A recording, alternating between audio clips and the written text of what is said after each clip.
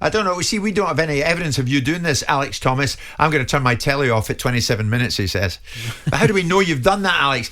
Steve's a big Evertonian. Steve, good morning. Good morning, lads. Hi, morning, Steve. So what do you make of this protest tonight? Are you going and will you take part in it? Jim, no. I'll remind you in Simon. Simon, just a quick one, mate. All those Evertonians are not daft, you know. You're not daft, no? I don't think we're saying you were daft, but on you go, Steve. No, I'll remind Simon. I thought, last time I spoke to you, Jim, was the day Benítez got appointed. And I remember Simon saying to me, Steve, he said, you won't have Benítez. And I won't have Benítez. We won't go into that. Because Danny will understand it more than Simon ever will. He's from that part of the country. Well, and then Simon said to me, what happens if you start winning things? You start doing this, you start doing that. And it made it clear, you are what you are. No matter how much money you've got, you are what you are. And nothing should ever change that person you are. And that's what we are. And we'll never be changed. We'll never be flawed. Benítez was the first one that was wrong. Now it's come to fruition. And I give Simon credit to it. We know Mashiri has got loads of money. That's all the kids. We're just a little toy. And if he's happy to throw all that money away and waste all that money, and at the same time, you know, which is wrong, he's playing God with Evertonians. Like I said to Simon, when we appointed Benítez, because you've got more money than God, don't act like God, and don't bring that thing across the road into our house. Right, so Mashiri's the problem, Steve. And as regards tonight, what are we going to see on 27 minutes? On 27 minutes, if the lads want to do that, and if it makes them stand up, Jim, like you said, and take note, do they realise, please, do they realise, and woohoo, you know, Major Boy's gone, you know, there's one that's gone, there's about another dozen to follow him, it's a start. If people can stand up and realise how serious this is.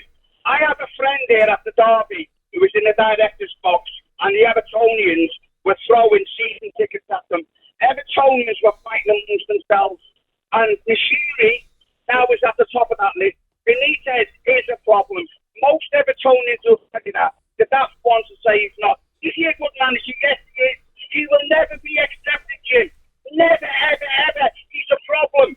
It's a disaster waiting to happen now, and it's just a matter of when, not if. So you're convinced of that? It's when, not if, that Benítez will go? Yeah, because the fans, he's spot on, the fans have gone. Neil's an Evertonian. Neil, is it when and not if Benítez will go? I think it probably is, Jim, a case of when, because history tells you under Mr. Mashiri that he doesn't really stick with his managers. Okay, I know Mr. Ancelotti went of his own accord, but no one since David Moyes has been given 2 full seasons at Everton. They're out the door at the slightest hint of a crisis. I think what's happened here now is that he doesn't want he just doesn't want Mashiri to go. He doesn't want Benítez to go, so he's got the balance, hasn't he? And I think that's what's happened. And what about this protest tonight, if it happens? I mean, is this the right road to go down, Neil? Does it help matters at all? Oh, Neil's just gone. He's just gone. The common theme here, Simon, is that Mashiri they're not having at the moment because of his decision to bring in Benítez off the back of Ancelotti, off the back of Koeman, and on it goes. Off the back of 3 or 4 years of mediocrity and consistent, profligacy. But when you appoint a manager without going on too long, you do a risk-reward analysis and you look at it and go, what's the risk? Everton fans hate him. Right? What's the reward? We're not going to spend any money on players. We weren't good enough at the end of last year. So you do a risk-reward and go, how do I make this worse? Right? He's a decent football operator, but there's a distinct possibility we might not punch at a very high level this year because we've not got any money to spend. I know what I'll do. I'll compound the issue and I'll give the dissenting minority, and it might even be the majority now, an opportunity to pile on the moment there's a crisis. Anybody with common sense looks at this and goes, risk-reward, Rafa Benítez, Liverpool indexed, inextricably indexed, Everton fans making their views very apparent from the outset. Why would you do it? And you will have a choice of managers out there. Everton would still have an embarrassment of riches. It makes no sense to me, and I think Danny's probably right.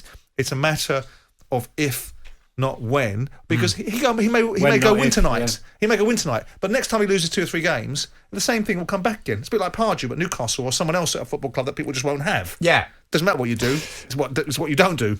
Who knows what lies ahead tonight? It'd be interesting if Everton score in the 27th minute, wouldn't it? We're coming up to 11:15. Jim White and Simon Jordan. Monday to Thursday morning, 10 till 1. On AM, on DAB, via the talkSPORT app and on your smart speaker. talkSPORT.